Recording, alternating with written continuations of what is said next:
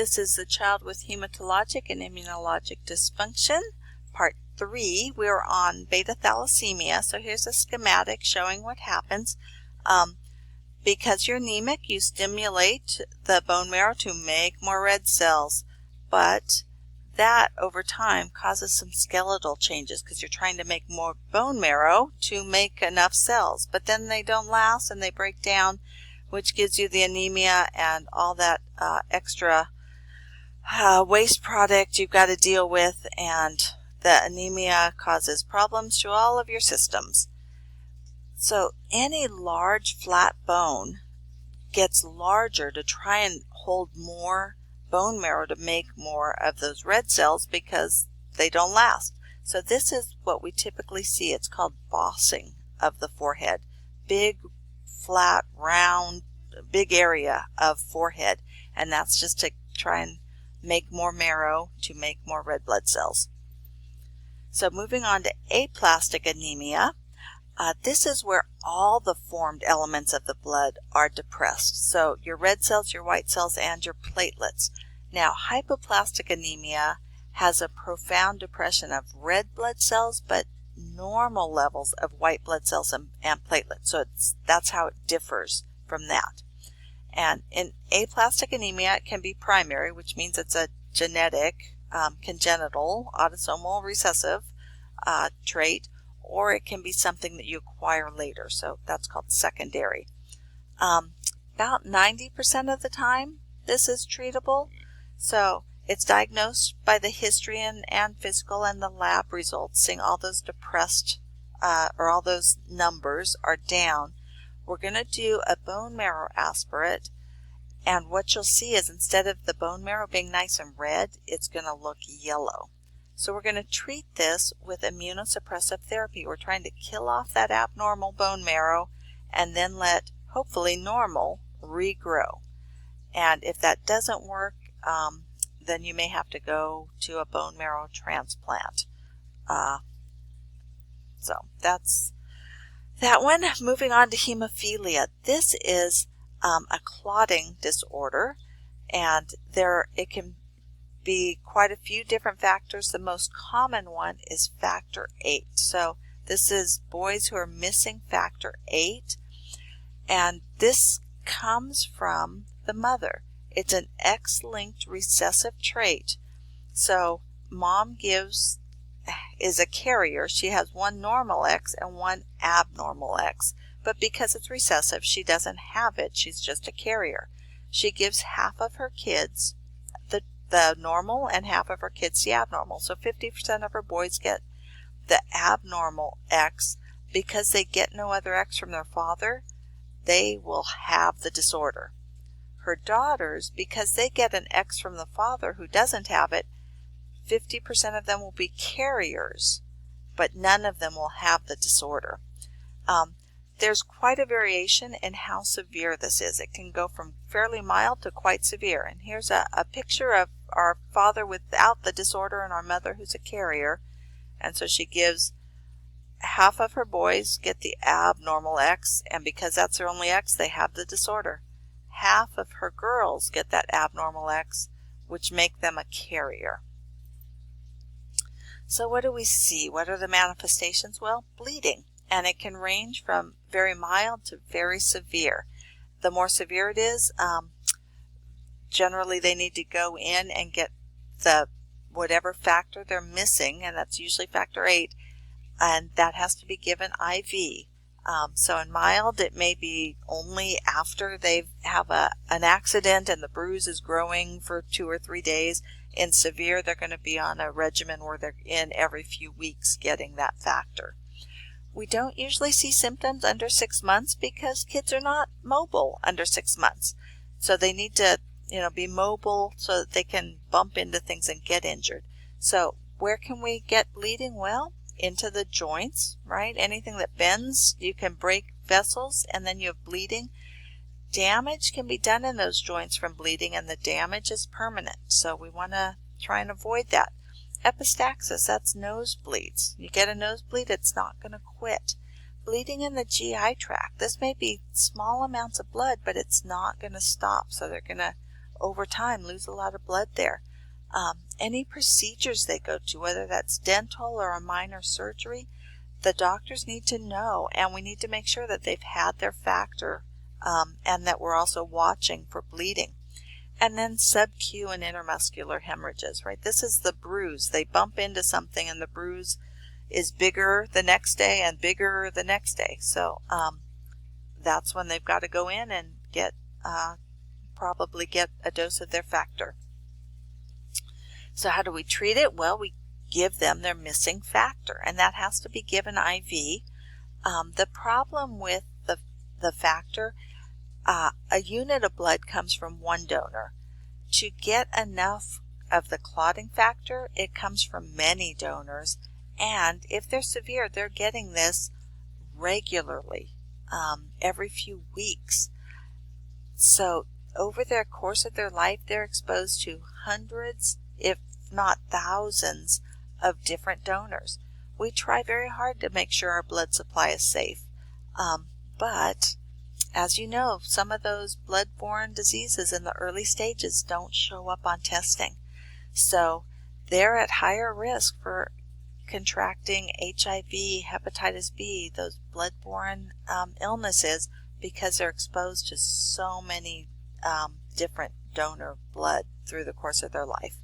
So if they have very mild hemophilia, we're finding that DDAVP given IV can cause them to produce more factor, can increase their factor VIII, and that's the most common one to be missing, by 2 to 4 times. So if they have mild hemophilia, we may be able to do it with just that and not expose them to a lot of different people's blood.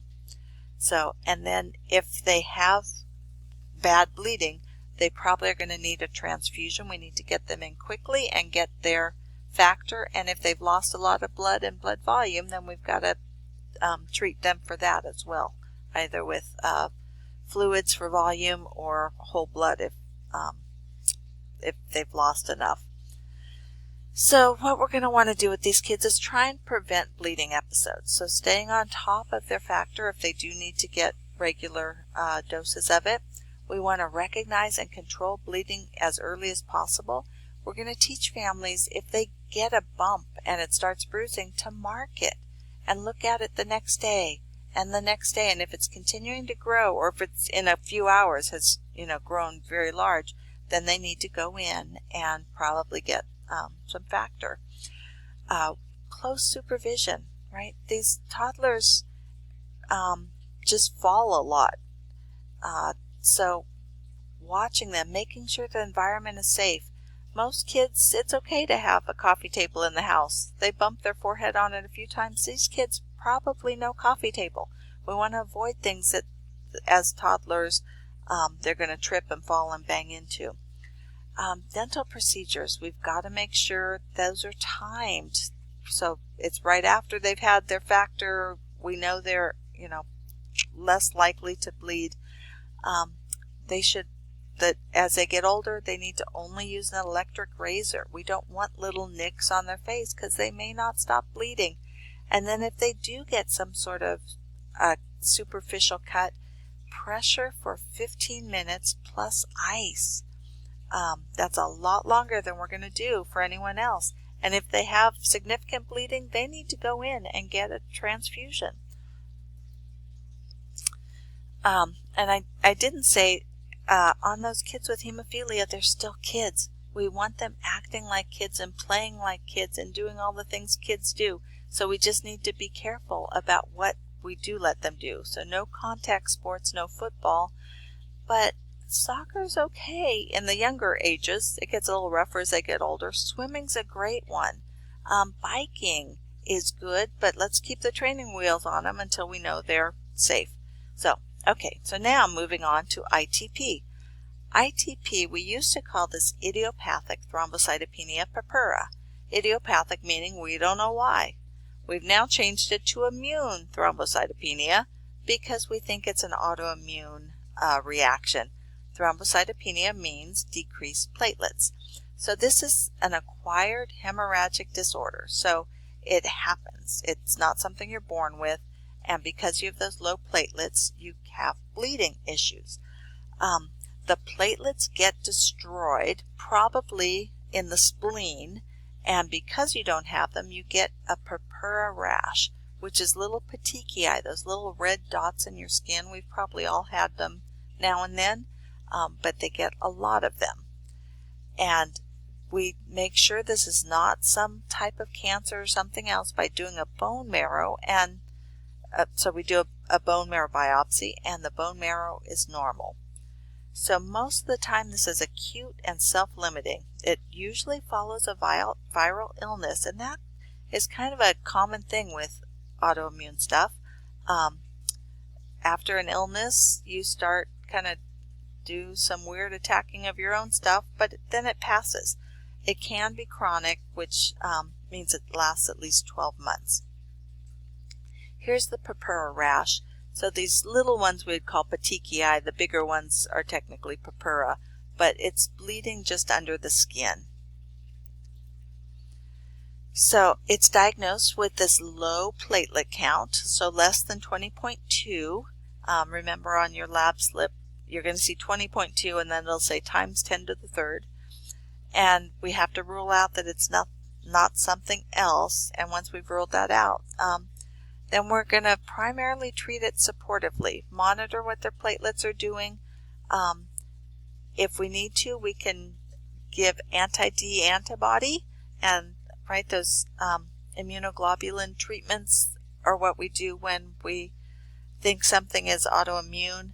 I have heard of the chronic cases where they feel like the platelets are getting destroyed in the spleen, and so they end up taking the spleen out. Anytime you lose your spleen, you're at risk for infection, though.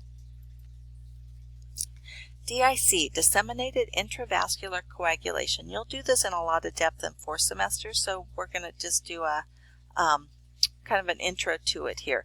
This is also a clotting issue, but it happens because you use up all of your clotting factors, all of your fibrinogen. Something triggers the clotting cascade, and usually it's septic shock, as these are kids up in ICU and septic shock, and then they go into DIC.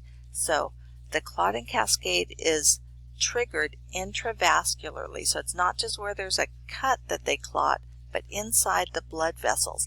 And then those clots, so the coagulation process is abnormally stimulated. Then those clots cause the body to begin fibrinolysis. So we first used up all the clotting factors by making little microclots. Then we plug up the microcirculation with them, so we're getting ischemic tissue, which is not good. And then the body triggers fibrinolysis to try and break up the clots. So first we don't have clotting pieces, components, because we've used them up, and we have fibrinolysis factors out there to stop clots from being made. So it's kind of a vicious cycle. And ironically, the first thing we do early in this is we treat with heparin, which again seems counterintuitive because the problem is prolonged clotting times. But we use heparin early on to stop that clotting cascade from happening intravascularly. And then towards the end, they've used up all of their clotting components, so we've got to give them usually FFP, fresh frozen plasma, to give them back the clotting components. So here's the DIC. So something triggers it, and we get the coagulation process started, which it shouldn't have, but it did. So we use up all of our platelets and our clotting factors, which gives us a tendency to bleed because we don't have them when we need them now. And then we get this fibrinolysis triggered to try and break up these clots, which gives us more bleeding. And because we've clogged up the microcirculation, we don't get good blood flow out to the tissues. So we get ischemic tissue, and red blood cells get stuck and damaged and destroyed.